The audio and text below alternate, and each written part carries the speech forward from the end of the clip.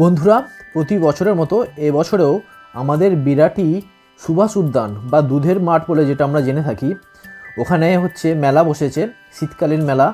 1 December 2024 থেকে 31 December পর্যন্ত চলবে এই মেলা। তো এখানে বাচ্চাদের আনন্দ দেওয়ার জন্য অনেক ধরনের রাইড আছে। এই একটা দেখছেন, এখানে বাচ্চা থেকে বড় সবাই এই রাইডটা চড়তে পারবে। আর এইটা জলে যেটা আছে এটা শুধু বাচ্চাদের জন্য, আপ টু 28 কেজি ওয়েট পর্যন্ত। তো এই রাইডটা এখন আমার ছেলে চড়ছে, ওকে নিয়ে গেছিলাম, তো দারুণ এনজয় করছে। তো আপনারা দেরি করবেন না, অবশ্যই এই রকম রাইড চড়ার জন্য, বাচ্চাকে আনন্দ দেওয়ার জন্য বিরাটি সুভাষ উদ্যান মেলায় আজই চলে আসুন।